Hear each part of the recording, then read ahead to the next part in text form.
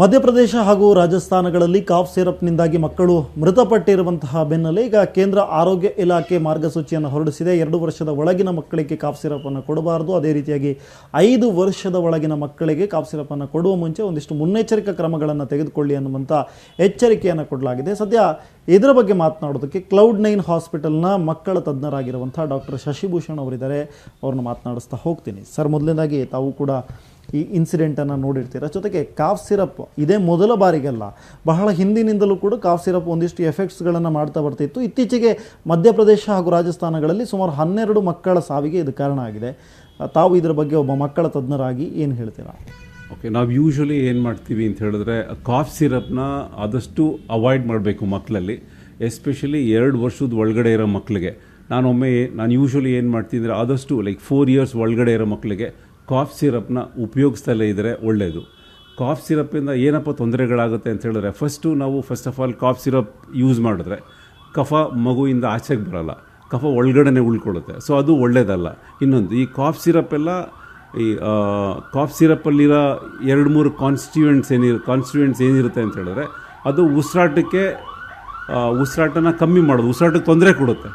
So ಅದರಿಂದ ಮತ್ತು ಇದು ರೆಸ್ಪಿರೇಟರಿ ಡಿಪ್ರೆಷನ್ ಅಂತ ಹೇಳ್ತೀವಿ, ಅದು ಸಹ ಆಗ್ಬೋದು. ಇನ್ನೊಂದು, ಈ ಯಾವುದೇ ಕಾಫ್ ಸಿರಪ್ ಈ ಮಧ್ಯಪ್ರದೇಶಲ್ಲಿ ಏನಾಗ್ತಾ ಇದೆ, ತಮಿಳ್ನಾಡಲ್ಲಿ ಏನಾಗಿದೆ ಅಂತ ಹೇಳಿದ್ರೆ, ಈ ಕಾಫ್ ಸಿರಪ್ಪಲ್ಲಿ ನಾವು ಕಾಫ್ ಸಿರಪ್ ಒಳಗಡೆ ಕಾಫ್ ಸಿರಪ್ ತೊಗೊಂಡ್ರೆ ಅದು ದೇಹದ ಬೇರೆ ಭಾಗಗಳಿಗೆ ಹೋಗ್ಬೇಕಂದ್ರೆ ಅದಕ್ಕೆ ಒಂದು ಸಾಲ್ವೆಂಟ್ ಮತ್ತು ಡೈಲ್ಯೂಯೆಂಟ್ ಅಂತ ಯೂಸ್ ಮಾಡ್ತಾರೆ.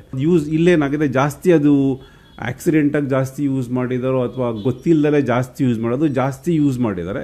ಅದು ಜಾಸ್ತಿ ಯೂಸ್ ಮಾಡಿ ಕಿಡ್ನಿಗೆ ಡ್ಯಾಮೇಜ್ ಆಗಿದೆ. ಸೊ ಕಿಡ್ನಿಗೆ ಡ್ಯಾಮೇಜ್ ಆಗಿ ಕಿಡ್ನಿ ಶಟ್ ಡೌನ್ ಆಗಿದೆ. ಸೊ ಇದು ಕಿಡ್ನಿ ಶಟ್ ಡೌನ್ ಆಗಿರೋದ್ರಿಂದ ಸುಮಾರು ಮಕ್ಕಳು ಸಾವಿಗೀಡಾಗಿದ್ದಾರೆ. ಅದಕ್ಕೋಸ್ಕರ ನಾನು ಹೇಳೋದೇನೆಂದರೆ, ಆದಷ್ಟು ಈ ಥರ ನಮ್ಮ ಸರ್ಕಾರ ಏನು ಮಾಡಬೇಕಂತ ಹೇಳಿದ್ರೆ 4 ವರ್ಷದ್ದು ಒಳಗಡೆ ಮಕ್ಕಳಿಗೆ ಕಾಫ್ ಸಿರಪ್ ಯೂಸ್ ಮಾಡಬಾರ್ದು. Especially less than 2 years we should not use any cough suppressants ಅಂತ ಹೇಳ್ತೀವಿ. ಕೆಮ್ಮನ್ನು ನಿಲ್ಲಿಸಲಿಕ್ಕೆ ಯೂಸ್ ಮಾಡಬಾರ್ದು. ಕೆಮ್ಮನ್ನು ನಿಲ್ಲಿಸಲಿಕ್ಕೆ ಯೂಸ್ ಮಾಡಿದ್ರೆ ಅದು ಕಫ ಆಚೆಗೆ ಬರಲ್ಲ, ತೊಂದರೆ ಕೊಡುತ್ತೆ. ಕಿಡ್ನಿ ಮೇಲೆ ಡೈರೆಕ್ಟಾಗಿ ಡ್ಯಾಮೇಜ್ ಮಾಡಿ ಸುಮಾರು ಮಕ್ಕಳು ಸಾವಿಗೀಡಾಗಿದ್ದಾರೆ. ಸರ್, ಈಗ ಇಷ್ಟು ಕಾಫ್ ಸಿರಪ್ನಿಂದ ಇಷ್ಟು ಎಫೆಕ್ಟ್ಸ್ ಆಗುತ್ತೆ ಅನ್ನುವಂಥದ್ದು ಬಹಳ ಹಿಂದೆನೇ ಗೊತ್ತಿತ್ತು. ಆದರೂ ಯಾಕೆ ಇಷ್ಟು ಲೇಟ್ ಆಯಿತು ಅಂತ, ಈ ಥರದ ಮಾರ್ಗಸೂಚಿಗಳನ್ನು ಹೊರಡಿಸಬೇಕು ಅಂತ ಹೇಳುವಾಗ ಯಾಕೆ ಇಷ್ಟು ಲೇಟ್ ಆಗಿರ್ಬೋದು? ಅದು ಮೋಸ್ಟ್ಲಿ ಕ್ವಾಲಿಟಿ ಕಂಟ್ರೋಲ್ ಮೇಲೆ ಡಿಪೆಂಡ್ ಆಗುತ್ತೆ. ಅದು ನಮ್ಮ ಅದು ಕ್ವಾಲಿಟಿ ಕಂಟ್ರೋಲ್ ಏನಾಗಿದೆ ಮತ್ತು ಅದು ಎಷ್ಟು ನಾವು ಆ್ಯಡ್ ಮಾಡಿದ್ರೆ ಸೇಫ್ ಲೆವೆಲ್ಸ್ ಅಂತ ಇರುತ್ತಲ್ಲ, ಅದು ಮೋಸ್ಟ್ಲಿ ಅದು ಚೆಕ್ ಮಾಡ್ದಲೇ ಜಾಸ್ತಿ ಲೆವೆಲ್ಸ್ ಹಾಕ್ಕೊಂಡು ಈ ಥರ ತೊಂದರೆ ಆಗಿರ್ಬೋದು. ಕೆಲವೊಂದು ಕಡೆ ಇತ್ತೀಚಿನ ದಿನಗಳಲ್ಲಿ ಪ್ರಿಸ್ಕ್ರಿಪ್ಷನ್ ಇಲ್ಲದೆ ಈ ಥರದ ಕಾಫ್ ಸಿರಪ್ಗಳನ್ನು ತಗೊಳ್ಳೋದು, ಡಾಕ್ಟರ್ ಸಲಹೆ ಇಲ್ಲದೆ ತಗೊಳ್ಳೋದು, ಈ ಥರದ್ದು ಜಾಸ್ತಿ ಆಗ್ತಾ ಇದೆ. ಇದು ಒಂದು ಕಾರಣ ಆಗಿರ್ಬೋದಾ ಸರ್? ಇದು ತುಂಬ ಆಗ್ತಾ ಇದೆ. ಇದು ಇವಾಗಲಿಂದಲ್ಲ, ಇದು ಸುಮಾರು ಒಂದು 25-30 ವರ್ಷದಿಂದ ಇದೇ ನಡೀತಾ ಇದೆ. ಮೆಡಿಕಲ್ ಶಾಪ್ಗೆ ಹೋಗಿ ಸಡನ್ನಾಗಿ ಕೆಮ್ಮಿಗೆ, ನೆಗಡಿಗೆ, ಶೀತಕ್ಕೆ, ಜ್ವರಕ್ಕೆ ಹೋಗಿ ಮೆಡಿಸಿನ್ ತಗೊಳ್ಳೋದು ಅದು ಒಳ್ಳೆಯದಲ್ಲ. ಸೊ ಅದು ನಮ್ಮ ಗೌರ್ಮೆಂಟು ತುಂಬ ಸ್ಟ್ರಿಕ್ಟ್ ರೂಲ್ಸ್ ತೊಗೊಂಬಂದರೆ ಒಳ್ಳೆಯದು. ಎಸ್ಪೆಷಲಿ ಈ ಕಾಫ್ ಸಿರಪ್ ಬಗ್ಗೆ, ಕಾಫ್ ಸಿರಪ್ ಆಗಲಿ, ಆ್ಯಂಟಿಬಯೋಟಿಕ್ಸ್ ಆಗಲಿ, ಓವರ್ ದ ಕೌಂಟರ್ ಮೆಡಿಕೇಷನ್ಸ್ ಅಂತ ಏನು ಕರಿತೀವಿ, OTCs, ಓವರ್ ದ ಕೌಂಟರ್ ಮೆಡಿಕೇಷನ್ಸ್ನ ಆದಷ್ಟು ನಾವು ಸ್ವಲ್ಪ ಸ್ಟ್ರಿಕ್ಟಾಗಿ ಫಾರ್ಮಸಿ ಅವ್ರಿಗೆ ಇನ್ಸ್ಟ್ರಕ್ಟ್ ಕೊಡಬೇಕು. ಓವರ್ ದ ಕೌಂಟರ್ ಮೆಡಿಕೇಷನ್ಸ್ ಕೊಡಬಾರ್ದು ಅನ್ಲೆಸ್ ಯಾವ ಪ್ರಾಪರ್ ಡಾಕ್ಟರ್ ಪ್ರಿಸ್ಕ್ರಿಪ್ಷನ್ ಈ ಮೆಡಿಸಿನ್ಸ್ ಕೊಟ್ಟರೆ ಈ ಥರ ಆಗುತ್ತೆ.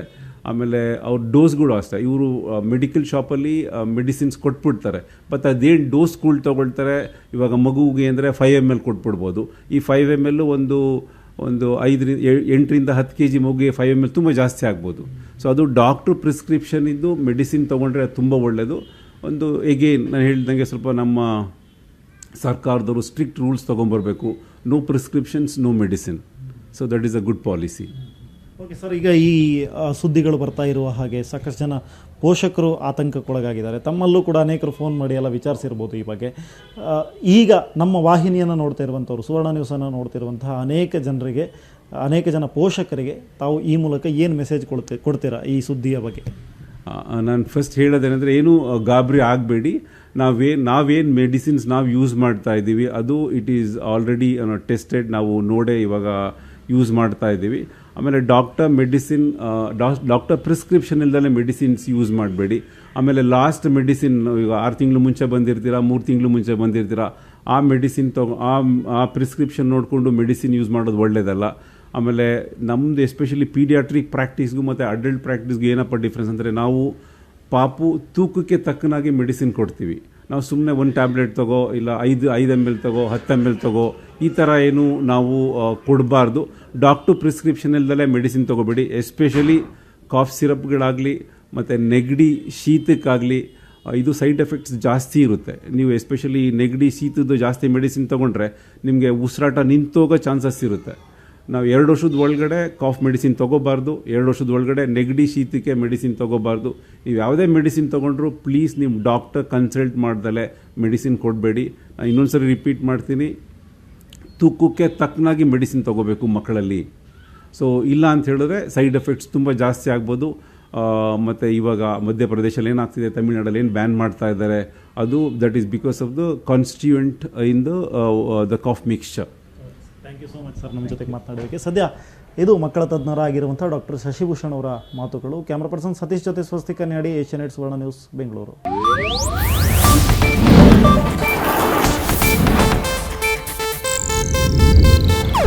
ಇದು ಏಷ್ಯಾನೆಟ್ ನ್ಯೂಸ್ ನೆಟ್ವರ್ಕ್ ಪ್ರಸ್ತುತಿ.